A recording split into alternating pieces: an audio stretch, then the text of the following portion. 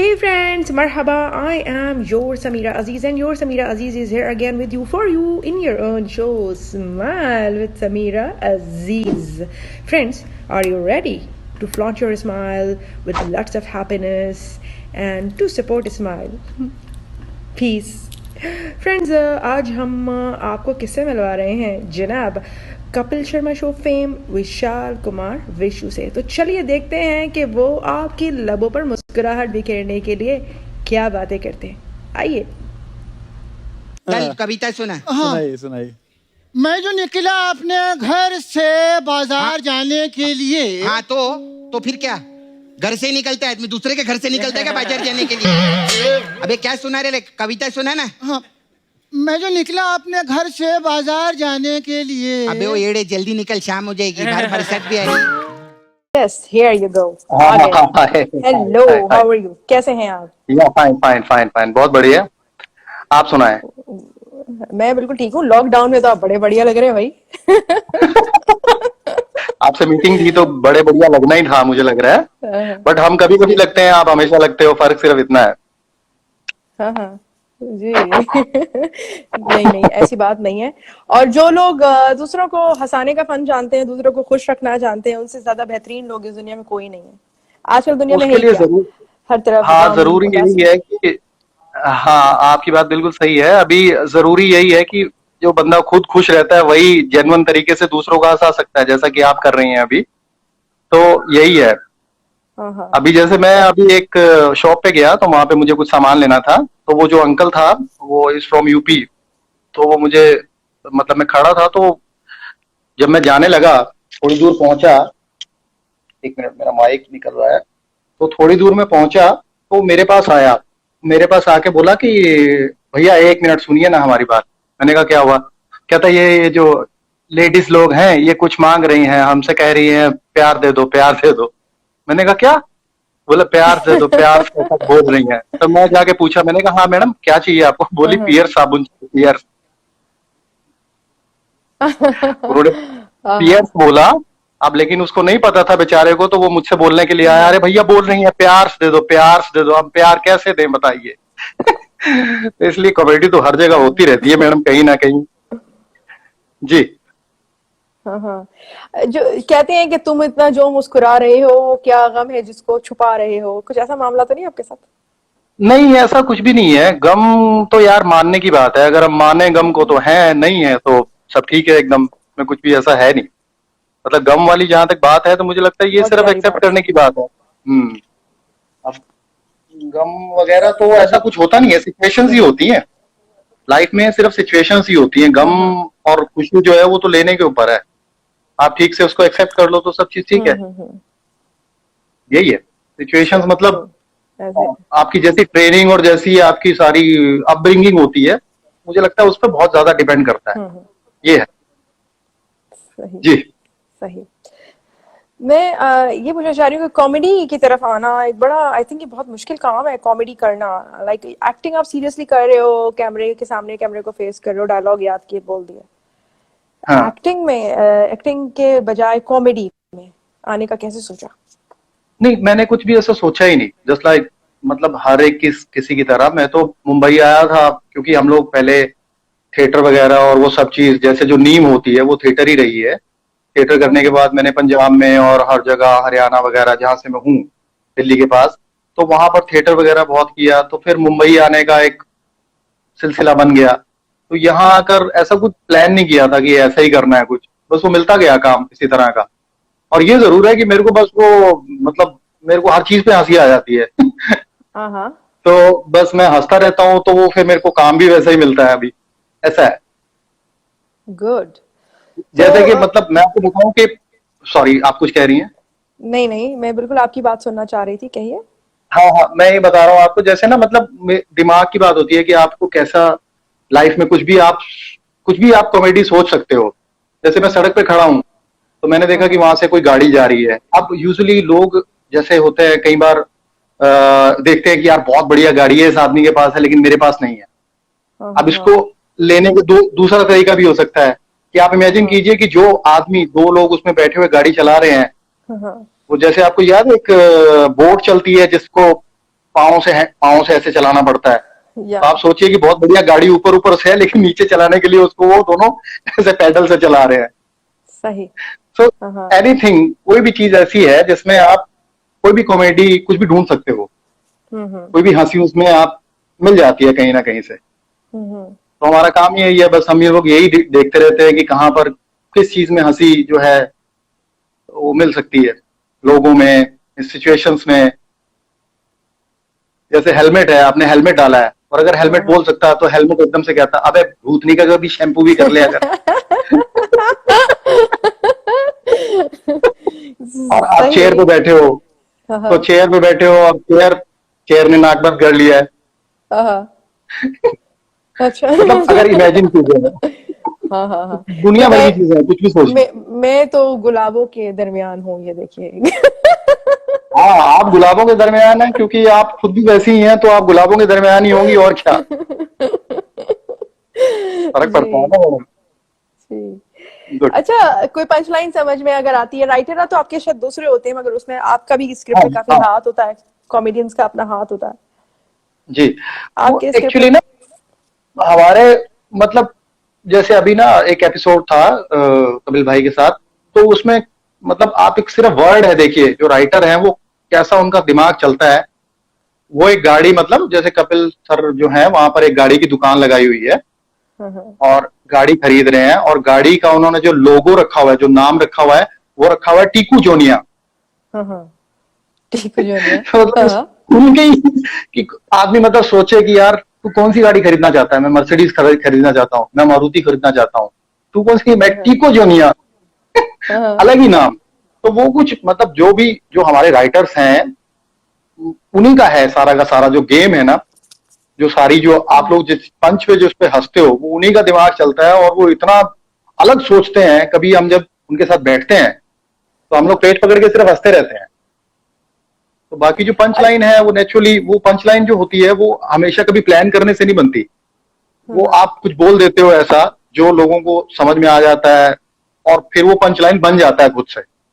मतलब ये कोशिश वाला गेम नहीं है। कुछ ये साइकोलॉजिकल तौर पे भी नहीं होता है कि ऑडियंस को पता होता है कि हम एक कॉमेडी शो में जा रहे हैं, तो वो पहले से हंसने के मूड में होते हैं, कभी ऐसा हुआ?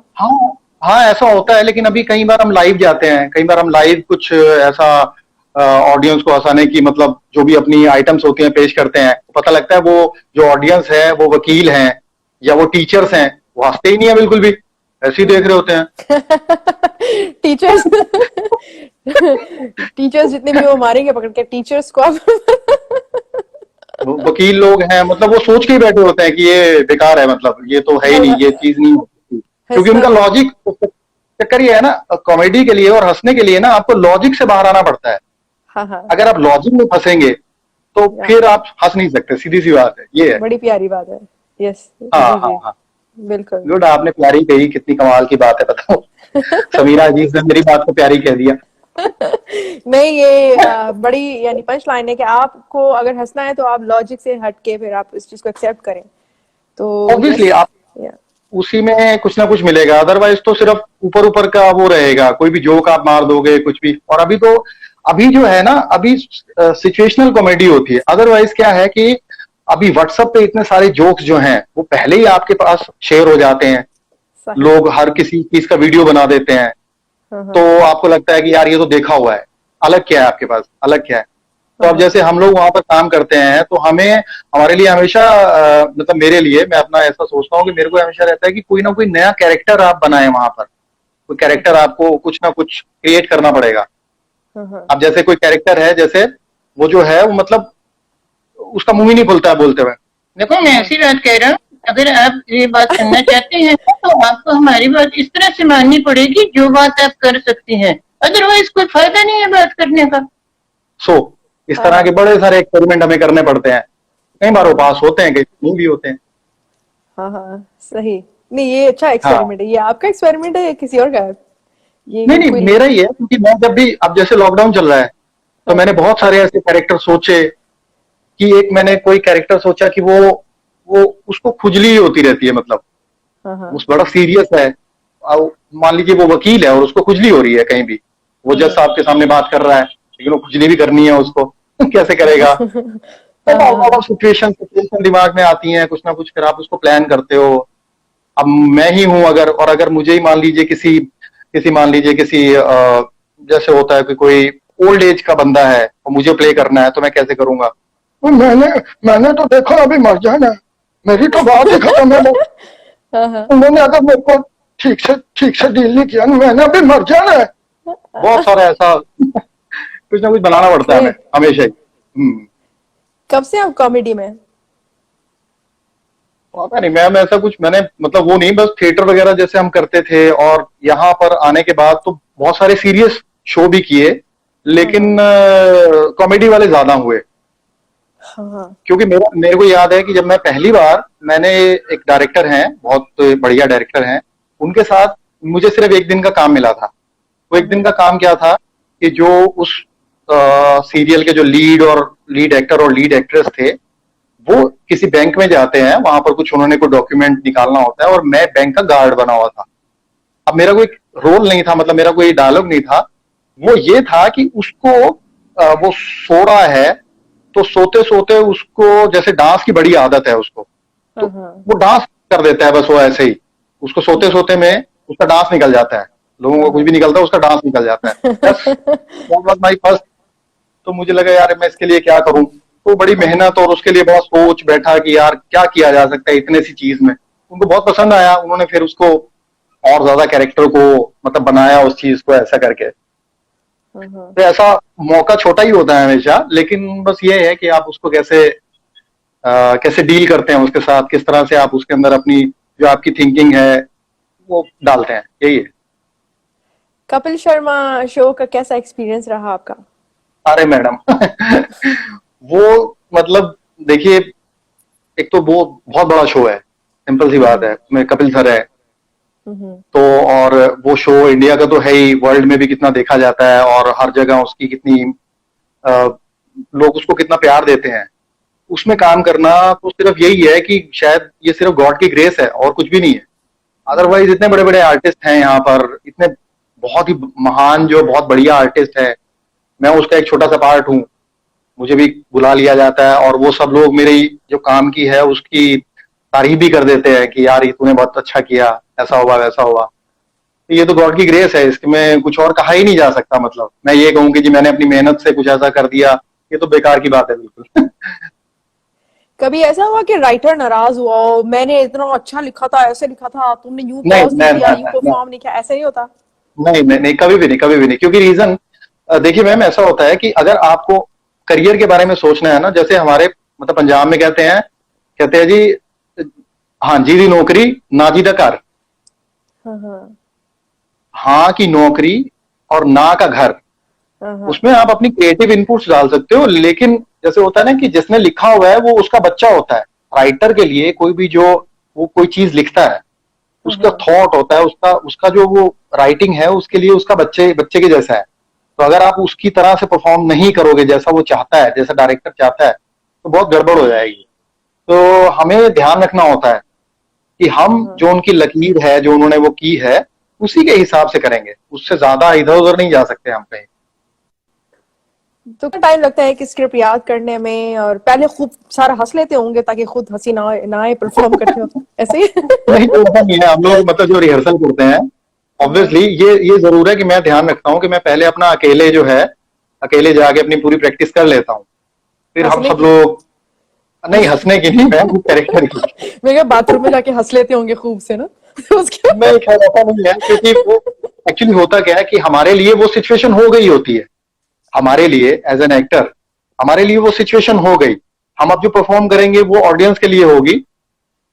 तो हम लोगों का हंसी का जो कोटा होता है वो पूरा हो गया होता है, रिहर्सल में ही हो गया होता है। एट दैट टाइम हम लोग सिर्फ, क्योंकि हमें वो जोक पता लग गया, we are the first person जिन्हें जोक पता लग जाता है, जिन्हें सिचुएशन पता लग जाती है, ऑडियंस के लिए वो बिल्कुल नया होता है। तो ऑब्वियसली हमें इतनी मतलब उस वक्त कई बार हंसी आ भी जाती है बहुत, क्योंकि कई बार कुछ ऐसा होता है बड़ा अजीब हो जाता है कई बार, मतलब कई बार। हालिया दिनों में मैंने भी एक कॉमेडी फिल्म लिखी है, यहीं पे सऊदी फिल्म है वो, और हीरोइन भी उसकी NRI हीरोइन है लड़की। तो वो मुझे कह रही थी कि मेरा हंसना ही नहीं रुक रहा, मैं जितनी दफा पढ़ती हूँ, मैं लिखते हुए खुद भी हंसती थी तो वो भी मुझे कह रही थी, मैं कहा अच्छे से हंस लो। उसके बाद मुझे परफॉर्मेंस चाहिए। लेकिन होता यही है कि जब आप कई बार किसी चीज को बहुत ज्यादा दबाते हो ना, हंसी को बहुत ज्यादा दबाओगे तो फिर वो हंसी निकलती ही निकलती है। अनकॉन्शियसली आपको बार बार वो सिचुएशन बार बार आपके सामने आ रही होती है, बार बार आपके सामने आ रही होती है, तो आपकी हंसी निकल ही जाती है। और खैर हमारे उस शो में इतनी लिबर्टी है कि हम लोग थोड़ा हंस लेते हैं, तो ठीक है, कुछ ऐसा बहुत ज्यादा वो नहीं है। लेकिन ये जरूर है कि मतलब, जी जी प्लीज। जी जी बोले बोले जी, आप कहिए। हाँ, ये जरूर है कि मतलब हमें अपनी एक लिमिट में, एक दायरे में तो रहना ही पड़ता है। हम ऐसे, जैसे अगर मैं कोई वो प्रोग्राम देख रहा होता तो मैं खूब पेट पकड़ पकड़ के हंसता हूँ, लेकिन अब जब मैं परफॉर्म कर रहा होता हूँ तो मेरे को फिर थोड़ा सा अपना लिमिट में रहकर अपने उस कैरेक्टर में ही रहना पड़ता है। जी। तो कभी ऐसा हुआ परफॉर्म कर रहे हैं और हंस दिए, गलती से हंसी छूट गई? हाँ हाँ। कहते हैं ना, तो फिर हंस लो या उधर हंसा लो। नहीं, ऐसा नहीं होता। ऐसा जब हम हंसते हैं तो ऑडियंस भी बहुत हंस जाती है। खैर इनफैक्ट वो हमारे लिए फायदेमंद भी होता है, ऐसा भी होता है। जैसे वो मेरा कृष्णा जी जो है, कृष्णा भाई, उनके साथ एक शो था, तो मुझे वो लेके आते हैं और मुझे पटकते हैं। तो पटकने में क्या हुआ कि मेरा जो माइक है वो निकल गया। मैंने डायलॉग बोलना था, तो उससे पहले मैंने थोड़ा सा इम्प्रोवाइज किया कि मेरे को माइक भी लगाना था। अरे भाई रुको, मेरे को माइक तो लगाने को, नहीं तो मेरी आवाज नहीं पहुंचेगी। तो वो ऑडियंस उस पर भी मतलब एंजॉय कर रही थी कि यार ये क्या। तो वही इम्प्रोवाइजेशन हमारा है ही, सब काम इम्प्रोवाइजेशन वाला ही है। कॉमेडी अब फिल्मों में बहुत आ गई है, लोग फिल्में देख के भी हंसना चाहते हैं। फिल्मों का सोचा है कुछ? कॉमेडी फिल्मों में, वेब सीरीज में और हर जगह सिचुएशनल जो कॉमेडी है वो बहुत मतलब एक खास उसका जो उसकी ग्रोथ है वो बहुत ज्यादा हो चुकी है। तो हमें इनफैक्ट एज एन एक्टर हमें बार बार अपने आप को अपडेट करना पड़ता है। कई बार मैं देखता हूँ कि यार एक बच्चा है, वो इतना प्यारा काम कर रहा है, क्योंकि वो तो बिल्कुल उसके दिमाग पे कोई ब्लॉकेज नहीं होता है। हम तो फिर भी जो थोड़े से पढ़ लिख जाते हैं, कुछ भी ऐसा थोड़ा सा भी बड़े हो जाते हैं, हमारे तो ब्लॉकेज हो जाते हैं बहुत सारे। तो बच्चों के साथ कैसा ब्लॉकेज ही नहीं होता है, वो इतना अच्छे से परफॉर्म करते हैं, आपको लगता है कि यार ये है कमाल। मतलब इसको बोलते हैं अच्छी जो एक्टिंग है, चाहे वो कॉमेडी है, चाहे वो सीरियस है, चाहे कुछ भी है। Very good. बच्चे भी मतलब कॉमेडी करते हैं, परफॉर्म करते हैं, तो बच्चों के साथ तो मुश्किल होती है। आई डोंट थिंक मैंने कभी बच्चों को देखी। आप उनके साथ करके देखिए, जब मान लीजिए हमारे ही उसमें कोई बच्चा आता है तो हमें ये नहीं पता होता है कि ये कब कितने टाइम पर कौन सा पंच मार जाएगा, कौन सा इम्प्रोवाइज कर देगा। तो हमें उनसे थोड़ा बच के रहना पड़ता है। बच्चों से तो बच के रहना पड़ता है, बिकॉज हमारे लिए बहुत सारी चीजें होती है ना दिमाग में, करियर जो देख रहे हैं और डायरेक्टर, और वो तो अपने फ्लो में होते हैं बिल्कुल ही, दे डोंट बॉदर। उनके लिए ये चीजें इंपॉर्टेंट नहीं है उस तरह से, करियर और वो सब चीजें दिमाग में नहीं है उस तरह की ये। सही। तो अभी जो लॉकडाउन हुआ है कोरोना की वजह से, क्या नुकसान हुआ है इसका काम में, और सब कुछ रुक गया है? मुझे लगता है अब जिससे भी आपने अभी तक बात की होगी, ये नुकसान तो सभी ने बताए ही होंगे, नुकसान तो सभी देख ही रहे हैं, फायदे भी हुए हैं वो भी देख लेने चाहिए। घर पे बैठे हो आप, इतना मजे कर रहे हो, घर पे अलग अलग खाने को मिलता है, जो दिल करे जब दिल करे उठो, जब दिल करे जो चीज आप कर सकते हो। हाँ वो है, वो पहले भी धोने पड़ते थे।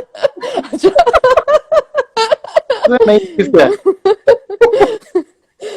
मैं जैसे अभी मैं जो बचपन में जो हम लोग प्रोग्राम देखते थे, अभी वो DD1 वगैरह पे जो यहाँ पे चलते हैं हमारे, उस पे सब प्रोग्राम्स आ रहे हैं, तो आप कहीं ना कहीं अपने बचपन से भी कनेक्ट हो जाते हो कि हाँ यार उस वक्त मैं ऐसा ये देखता था और ये सब चीजें।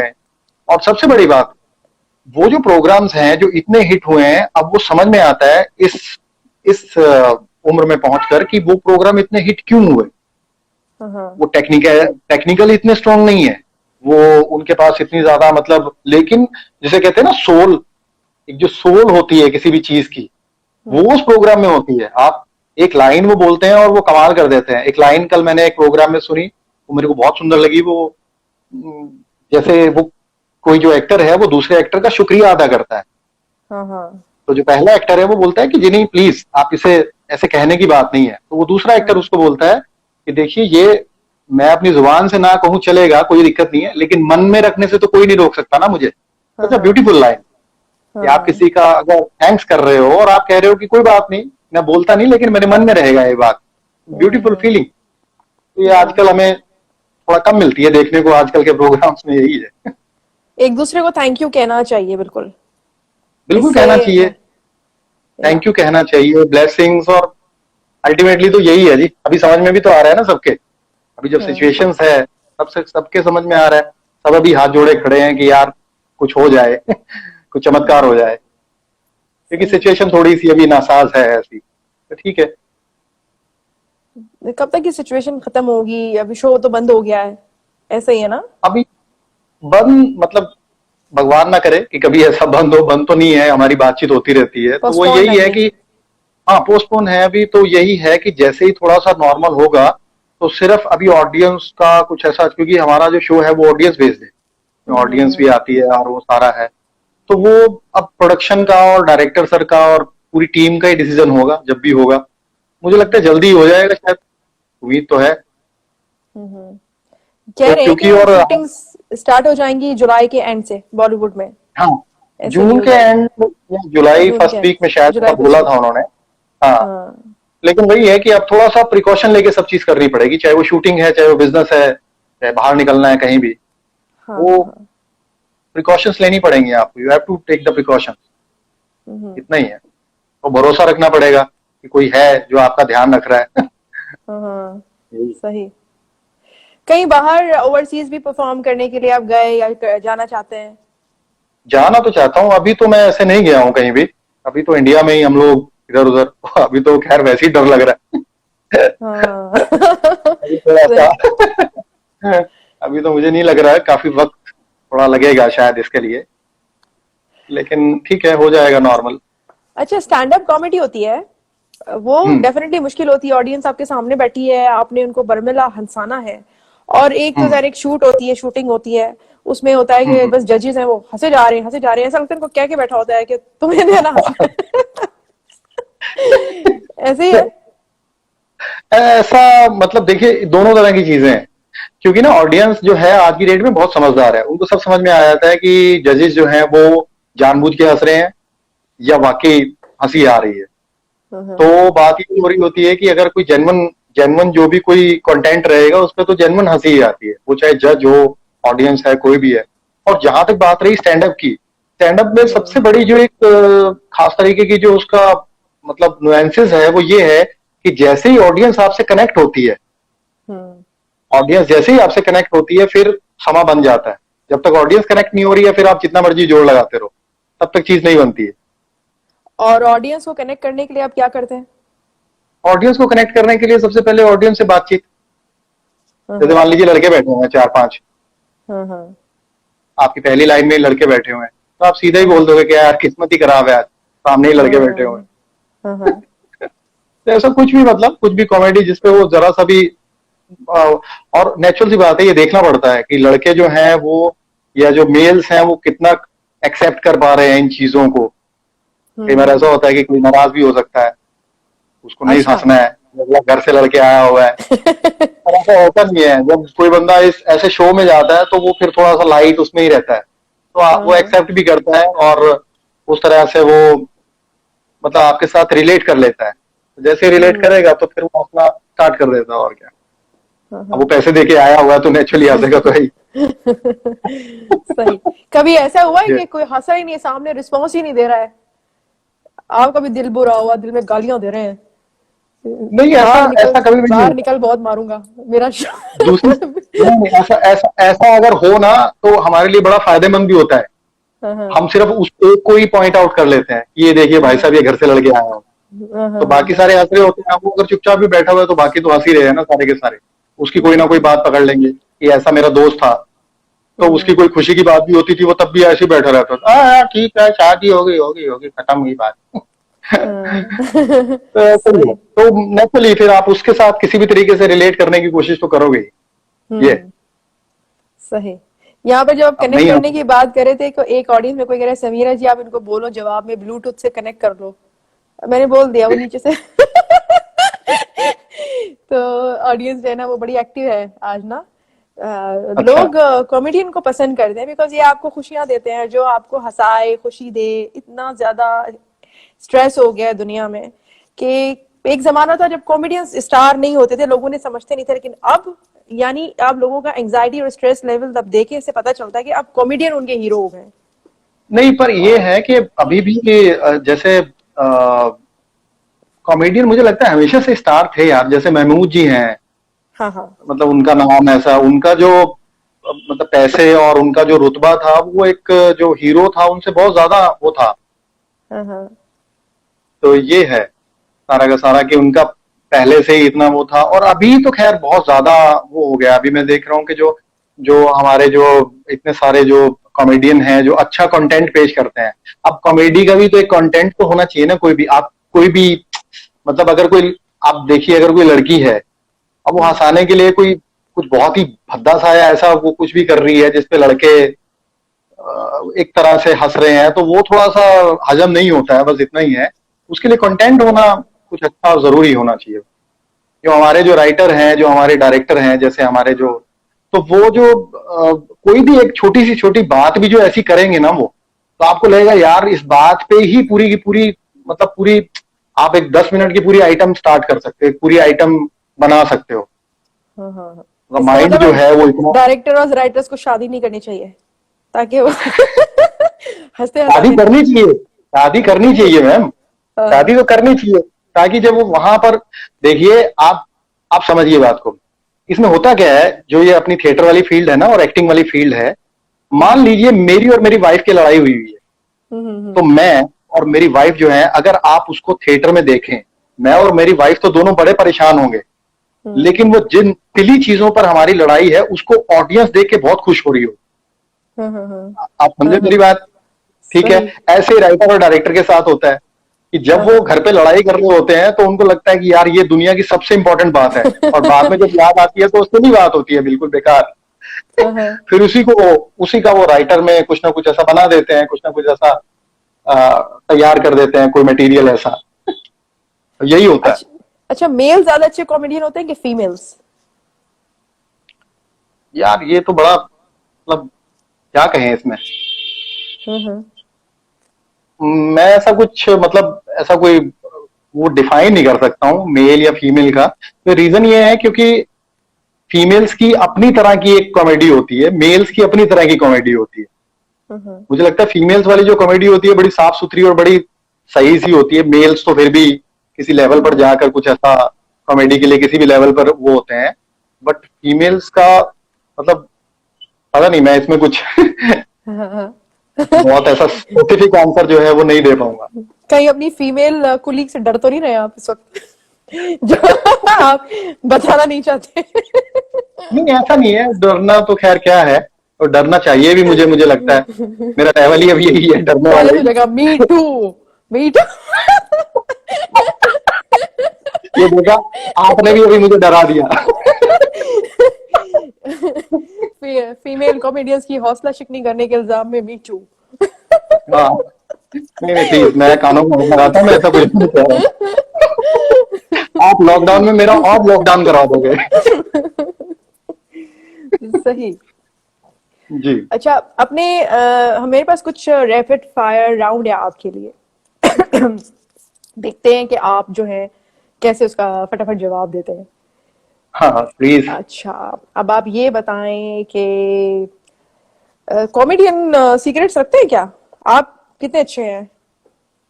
1 से लेकर 10 तक, scale of 1 to 10, how good are you in keeping secrets? 11। 11? Okay. कभी कोई किसी सेलिब्रिटी से क्रश हुआ है आपको? First celebrity crush?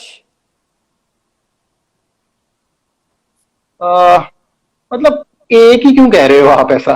कुछ बताओ, 10 या 12।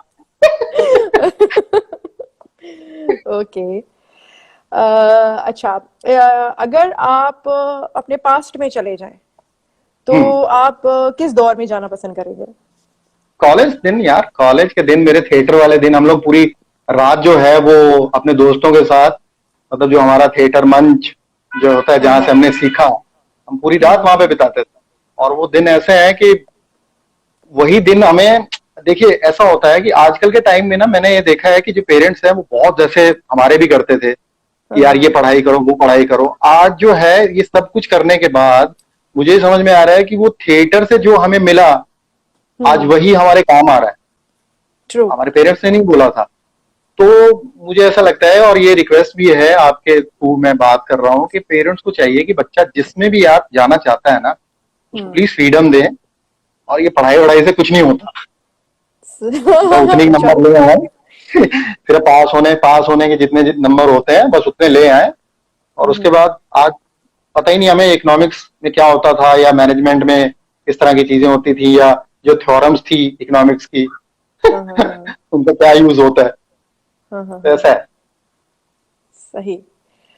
अच्छा, आप खर्राटे लेते हैं सोते में? मुझे क्या पता, वाइफ से पूछो।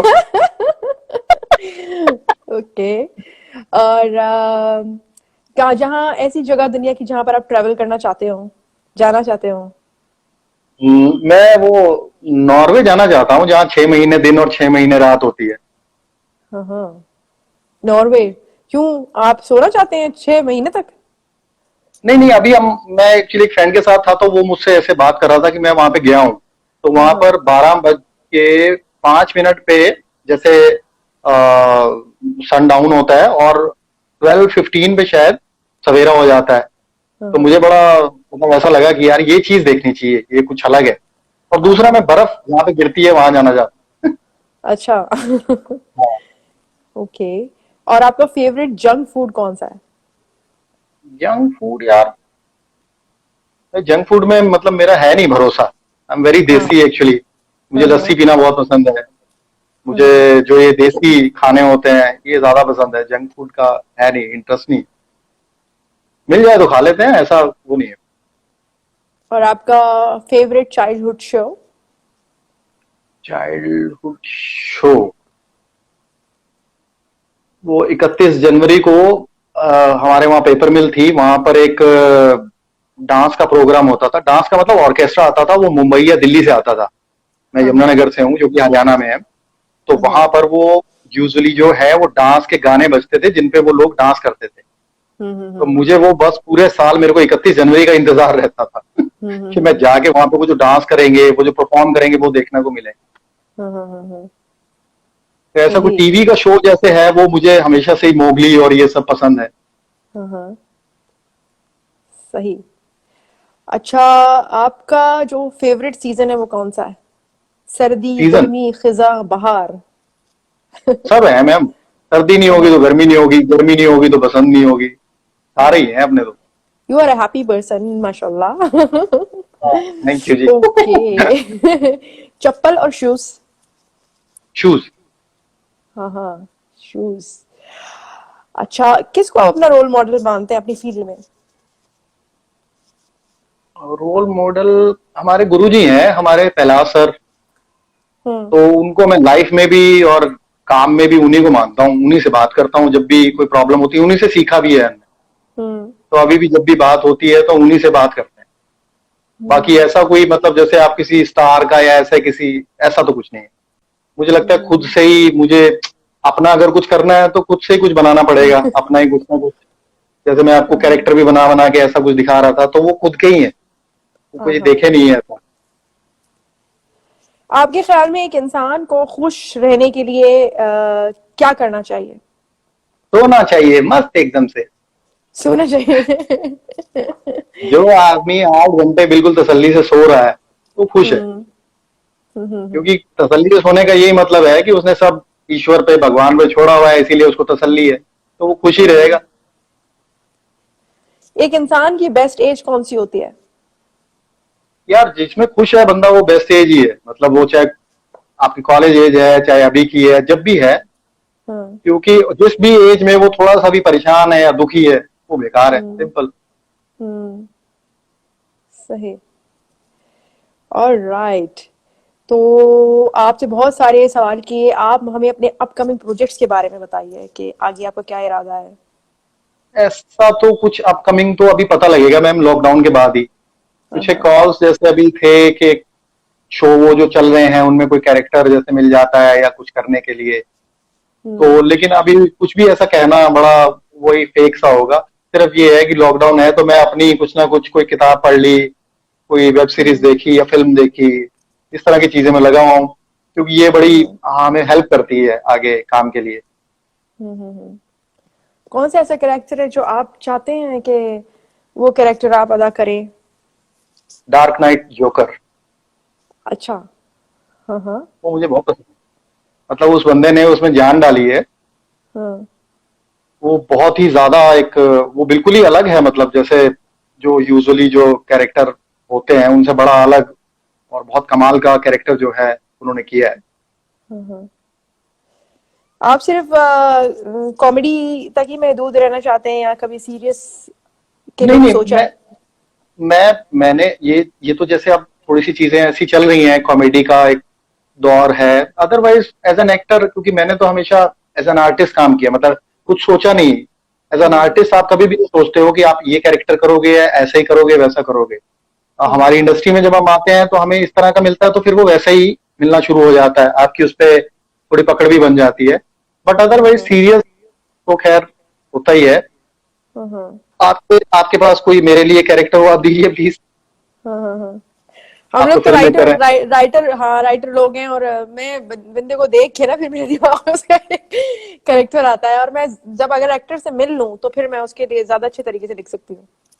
हाँ नहीं, वो प्लीज तो जैसे ही जब भी आप कहें, क्योंकि अब डायरेक्टर या एक्टर मतलब राइटर जो भी, क्योंकि एक्टर वही होता है जो डायरेक्टर और राइटर का होता है सही। मेरे हिसाब से। कि डायरेक्टर को पता होता है या राइटर को पता होता है कि उसने क्या क्या उसका पूरा का पूरा, जैसे कपिल शर्मा में हमारे हीरा अरोड़ा हैं, वो डायरेक्टर हैं, वो एक्ट डायरेक्टर हैं जैसे। तो मैं जब भी कोई उसमें मेरे को कोई भी एक लाइन भी बोलनी है, तो पहले मैं जाके जैसे थोड़ा सा जाके उनके साथ वो कोई रिहर्सल करनी है तो मैं बताता हूँ कि यार मैंने ऐसे इसको किया है, मेरे को बता कि कैसे करना। We have always help, because वो पहले से जुड़े हुए हैं उस प्रोग्राम के साथ, ठीक है। और दूसरा एज एन, क्योंकि उनकी बार बार मीटिंग्स होती हैं या जो भी होता है, तो उनको समझ में आता है कि यार ये कैरेक्टर जो है या ये जो एक्ट है ये ऐसे जाएगा, इसका ग्राफ ऐसे जाएगा। तो वो मेरे को सजेस्ट कर देते हैं कि यार ठीक है। जैसे अब एक कैरेक्टर था, उसमें दो लाइनें मुझे परफॉर्म करनी थी, जैसे कि सात समुंदर पार मैं तेरे पीछे पीछे आ गया। अभी ऐसे बोलना था, लेकिन वो एक लड़की के साथ आता है। तो अब उसका कैरेक्टर उन्होंने बोला नहीं यार ये थोड़ा फंकी होना चाहिए, थोड़ा सा ना, मतलब तू इसको कुछ अलग से कुछ बना दे, कुछ ऐसा, मतलब ये तो सिंपल है ऐसा। तो मैं फिर मुझे लगा, और ये हीरा ने मेरे को सजेस्ट किया कि शुड बी कि सात समुंदर पार में तेरे पीछे पीछे आ गया, यस आ गया। नाइस। तो अच्छा, इतनी सी चीज थी। जी जी प्लीज। मैं आपको भी एक लाइन देती हूँ, आप उसको बोलें। मैं तेरी मोहब्बत में पागल हो जाऊंगा, मुझे ऐसा लगता है, तुझे कैसा लगता है? इसको बताइए। मैं तेरी मोहब्बत में पागल हो जाऊंगा, मुझे ऐसा लगता है, तेरे को कैसा लगता है?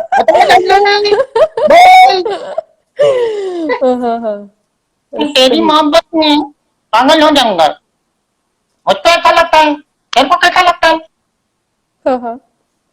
ओके। मैं तेरी मोहब्बत में पागल हो जाऊंगा, मुझे ऐसा लगता है, तुझे कैसा लगता है। बढ़िया, आप तो गाते भी हैं। कभी गाने का नहीं सब सोचा? कुछ बहुत टैलेंटेड। कभी गाने का नहीं सोचा? नहीं, मतलब जैसे ये जो हमारा फील्ड है एक्टिंग वाला, उसमें सब चीज निहित है, उसमें डांस भी है, गाना भी है। हाँ। ऐसा अलग से कुछ नहीं सोचा कभी भी, जो मिला वो किया, बस यही है। नाइस। और अपनी तरफ से अपनी कोई बेस्ट आपकी परफॉर्मेंस होगी, वो हमारे सामने हमें बताइए। बेस्ट तो मैम सारी होती हैं, ऐसा परफॉर्मेंस तो सभी अच्छी लगती हैं आपको।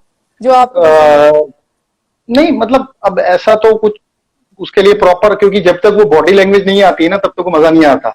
हाँ हाँ वो बॉडी लैंग्वेज भी एक वो रहती है कि आप बॉडी लैंग्वेज से ऐसे एंट्री, क्योंकि हम एक्टर, मतलब जैसे हमारे गुरुजी बोलते हैं कि एक एक्टर की जो एंट्री होती है ना, वो बहुत इंपॉर्टेंट होती है।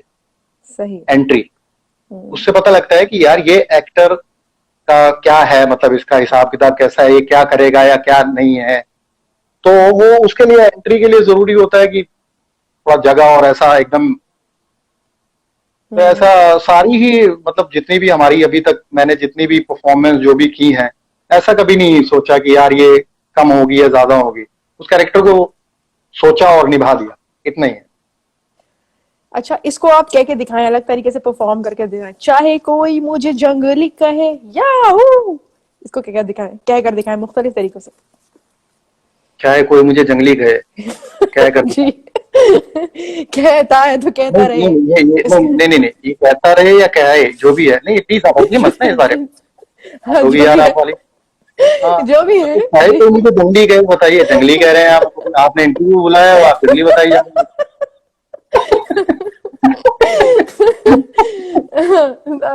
इस पे परफॉर्म करके दिखाए।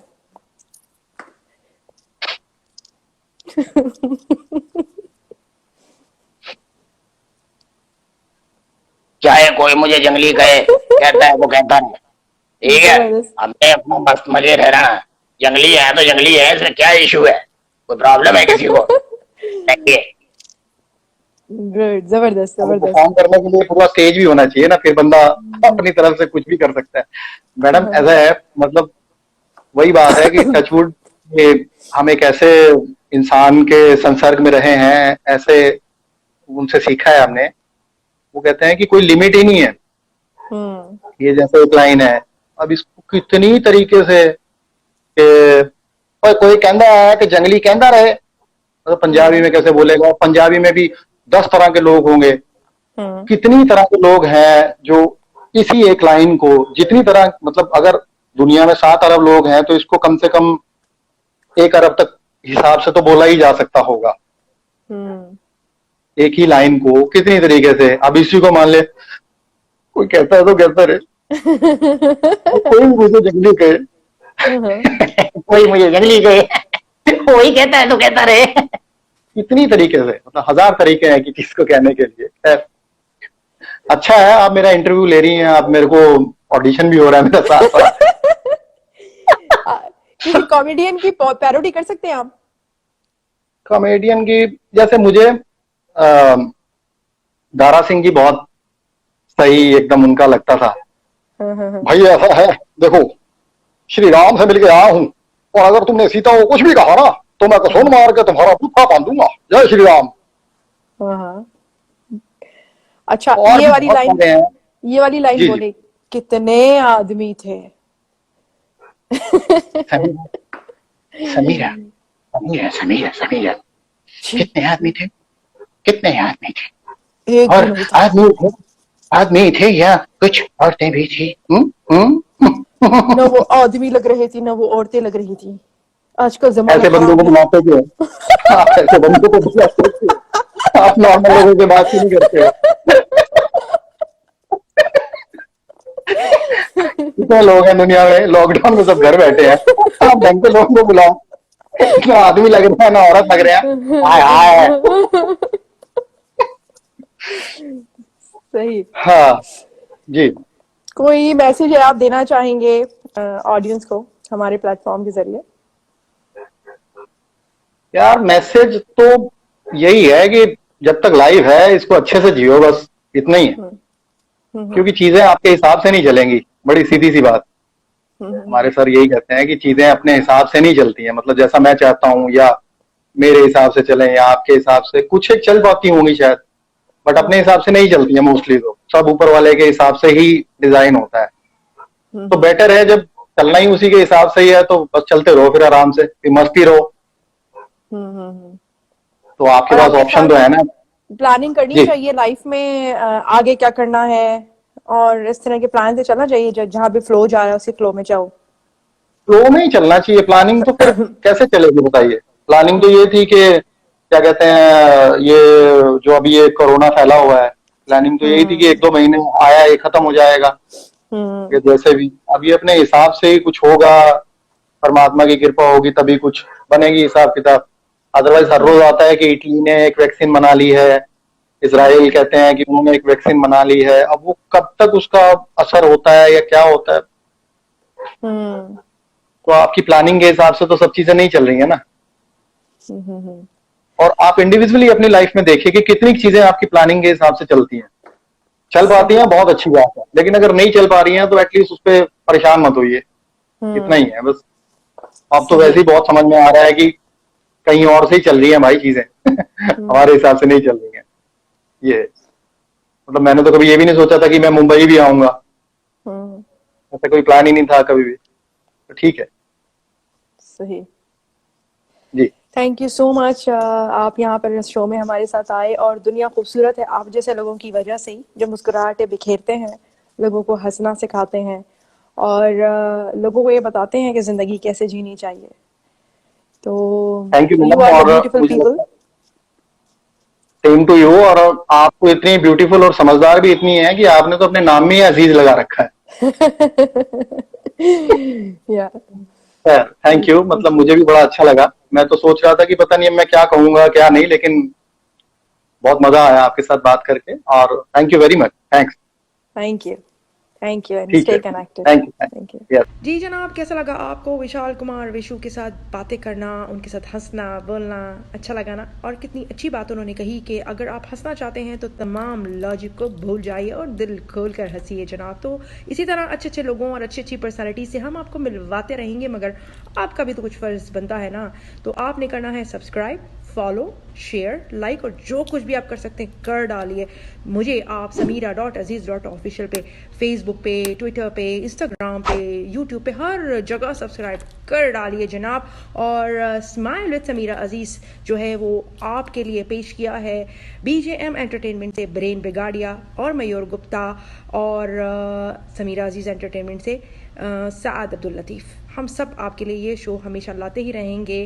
और अब तक के लिए फ़िलहाल इस वक्त मैं आपको कहूँगी मास्सलामा, बाय बाय।